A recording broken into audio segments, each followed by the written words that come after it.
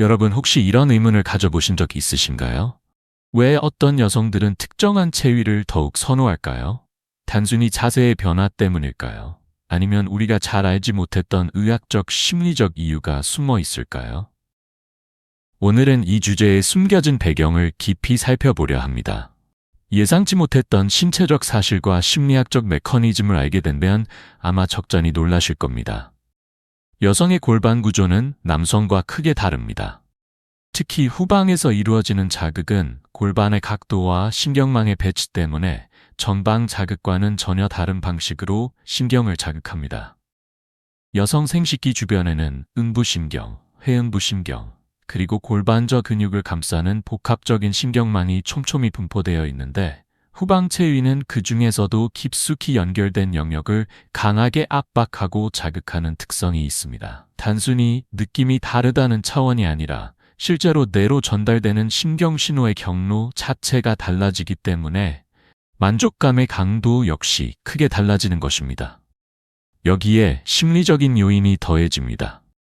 심리학 연구에 따르면 여성들은 이 체위에서 자신이 드러나고 있다는 자극과 동시에 어느 정도 주도권을 내려놓으면서 긴장이 풀리는 경험을 합니다. 신체적 자극과 정신적 해방감이 동시에 작용할 때 만족감은 배가 됩니다. 특히 중년 이후 여성들은 호르몬 변화로 인해 기존 방식만으로는 만족도가 떨어지는 경우가 많습니다. 이때 새로운 신경 경로가 자극되면 뇌의 보상 중추가 활발히 작동하여 다시금 강한 만족감을 느끼게 되는 것이죠.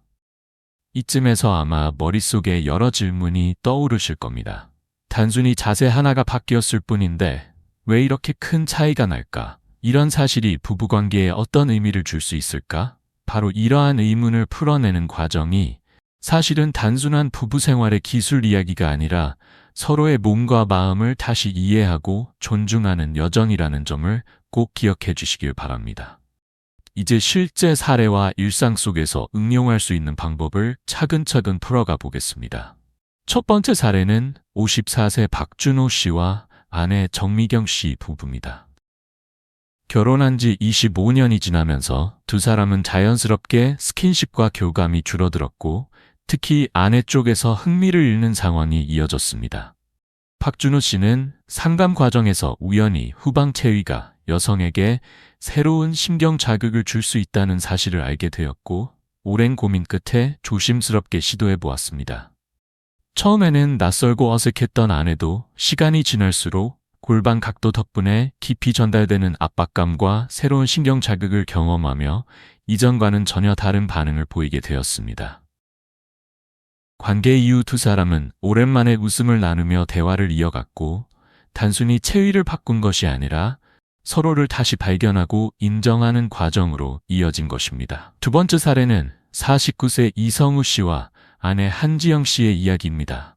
두 사람은 자녀들이 모두 독립하면서 부부 관계 자체가 거의 사라진 상태였습니다.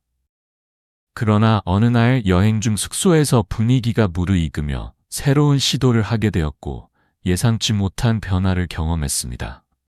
한지영 씨는 처음에는 불편하지 않을까 걱정했지만 막상 경험해보니 의외로 긴장이 풀리고 편안함이 찾아왔습니다. 특히 허리와 골반이 안정된 상태에서 전해지는 압박과 자극은 이전에 느껴보지 못한 만족감을 주었고 관계 이후 그녀는 왜 이제야 이런 걸 시도했을까라며 웃음을 지었습니다.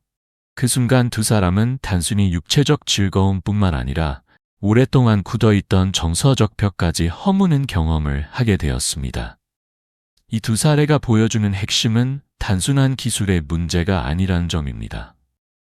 여성의 몸은 나이가 들며 호르몬과 신체 구조의 변화를 겪고 남성 역시 체력과 호르몬 수치가 달라집니다. 후방 체위의 특별한 이유는 바로 이러한 변화 속에서도 새로운 자극 경로를 열어주고 뇌의 보상 중추를 다시 활성화시켜 만족감을 되살린다는 데 있습니다. 실제 신경생리학 연구에서도 특정한 체위에서 회음부신경과 음부신경이 강하게 자극되면 뇌에서 도파민과 옥시토신 같은 신경 전달 물질이 증가하여 쾌감뿐 아니라 친밀감과 안정감까지 강화된다고 보고된 바 있습니다. 또한 심리적인 측면에서도 중요한 의미가 있습니다. 새로운 경험을 통해 긴장감이 해소되고 자신이 드러나고 있다는 심리적 자극은 뇌의 편도체 반응을 자극하여 감정적 해방감을 줍니다. 이런 과정에서 부부는 다시금 서로를 다르게 바라보게 되고 단순히 육체적인 만족을 넘어서 마음의 문을 열게 됩니다. 실제로 성상담학자들의 보고에 따르면 오랜 기간 관계가 단절된 부부가 새로운 체위를 통해 만족을 경험하면 대화 빈도가 늘고 감정적 교류가 활발해지는 경향이 있다고 합니다. 결국 여기서 중요한 메시지는 단순히 새로운 체위를 시도해보라는 차원이 아닙니다. 몸의 변화를 인정하고 그 속에서 서로를 존중하며 새로운 길을 찾아 나서는 과정이 바로 부부관계를 다시 회복시키는 열쇠라는 점입니다. 지금까지 소개한 사례들은 우연의 일치가 아니라 의학적, 심리적 원리에 의해 설명되는 매우 의미 있는 경험임을 보여줍니다. 그렇다면 우리 일상 속에서는 어떻게 이런 변화를 준비할 수 있을까요? 구체적인 방법을 단계별로 살펴보겠습니다. 첫째, 반드시 대화로 시작하는 습관을 가져야 합니다.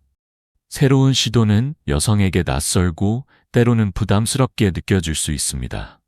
따라서 일방적인 강요가 아닌 존중의 태도로 함께 새로운 변화를 경험해보고 싶다라는 의도를 부드럽게 전달하는 것이 중요합니다.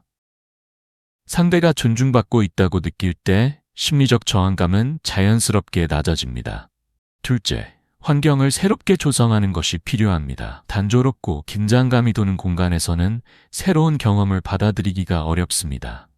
은은한 조명, 적당한 온도, 그리고 편안한 분위기는 여성의 긴장을 줄이고 신체를 더욱 유연하게 만들어줍니다. 간단한 음악이나 아로마 향초는 뇌의 감각 중추를 자극해 안정감과 몰입도를 높여주는 효과가 있습니다. 심리학적으로도 환경 단서는 긴장 완화와 긍정적 감정 유도에 큰 역할을 한다는 연구 결과가 있습니다.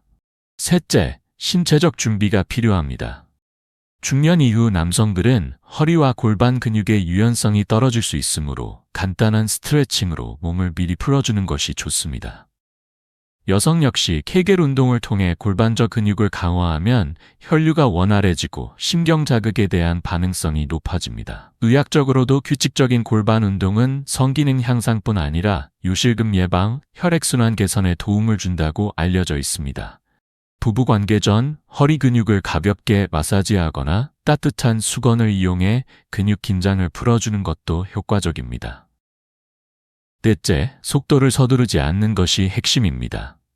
후방 체위의 매력은 깊이와 압박감에서 오는 만족인데 지나치게 빠른 속도는 여성에게 긴장과 경직을 유발할 수 있습니다. 일정한 리듬을 유지하며 천천히 진행해야 심리적 안정감과 신체적 쾌감이 조화를 이룹니다. 특히 중년 여성들은 예측 가능한 리듬 속에서 더 큰 편안함과 몰입감을 느낍니다. 다섯째, 관계가 끝난 후 반드시 대화와 애정을 나누는 시간을 가져야 합니다. 단순히 육체적 행위로 끝나는 것이 아니라 관계 이후 따뜻하게 안아주고 마음을 나누는 순간이야말로 심리적 안정감을 극대화하는 핵심입니다. 뇌과학 연구에 따르면 이런 애착 행동은 옥시토신 분비를 촉진시켜 안정감과 신뢰감을 강화합니다. 이러한 시간이 쌓이면 다음에도 좋겠다라는 긍정적 기대감이 형성되고 부부 사이의 유대는 더욱 단단해집니다. 오늘 말씀드린 내용을 다시 정리해보면 여성들이 특정 체위를 더 선호하는 진짜 이유는 단순한 자세의 차원이 아닙니다.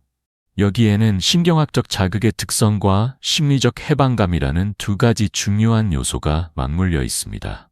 골반 구조와 신경망의 특수성 때문에 후방 체위에서는 전방과는 전혀 다른 신경 자극이 전달되며 뇌의 보상 중추가 강하게 반응하게 됩니다.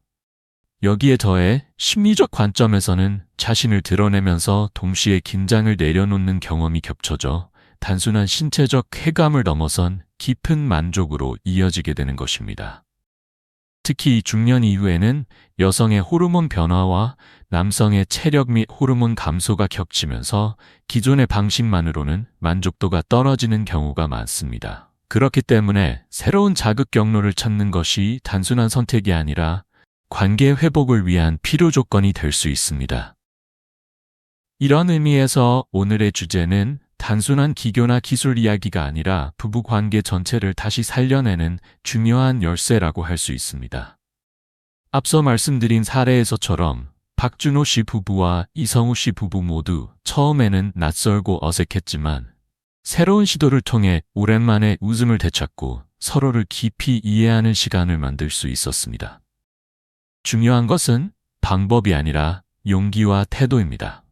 처음에는 어색하더라도 대화로 시작해 존중을 표현하고 새로운 환경을 조성하며 서두르지 않고 차분하게 진행하는 과정 속에서 관계는 자연스럽게 회복될 수 있습니다. 심리학적으로도 새로운 경험은 신경가소석 희약을 자극해 뇌가 새로운 경로를 학습하게 만듭니다. 이는 단순히 성적 만족을 넘어 부부간의 친밀감과 신뢰를 강화하는 작용을 합니다. 또한 신체적으로는 케겐 운동이나 가벼운 스트레칭이 성 기능을 개선하고 혈류를 원활하게 만들어 더 건강한 관계로 이어지게 합니다. 결국 이런 준비와 태도가 모여 두 사람의 정서적 안정과 행복감을 확장시키는 것입니다. 여러분 역시 대화와 존중, 환경과 리듬, 그리고 사후의 따뜻한 교감을 통해 충분히 비슷한 변화를 경험하실 수 있습니다. 기술보다 더 중요한 것은 태도입니다. 상대방을 존중하는 태도, 새로운 것을 두려워하지 않는 태도, 그리고 관계가 끝난 뒤 서로를 더 가깝게 끌어안는 태도야말로 진정 만족을 만듭니다. 부부관계의 순간은 지나가지만 그 속에 쌓이는 감정과 신뢰는 오랫동안 두 사람을 지탱하는 힘이 됩니다. 앞으로도 저는 삶을 조금 더 깊고 따뜻하게 바라볼 수 있는 이야기들을 정성껏 전해드리겠습니다. 만약 이 여정을 함께하고 싶으시다면 구독 버튼으로 마음을 나누어 주시고 오늘의 이야기가 마음에 닿았다면 좋아요로 응원해주세요. 또 여러분의 생각이나 경험을 댓글로 남겨주신다면 저뿐 아니라 많은 분들에게도 큰 힘이 될 것입니다. 여러분의 하루가 지금보다 더 행복하고 지금보다 더 단단해지기를 진심으로 바랍니다. 오늘도 끝까지 함께 해주셔서 진심으로 감사드립니다.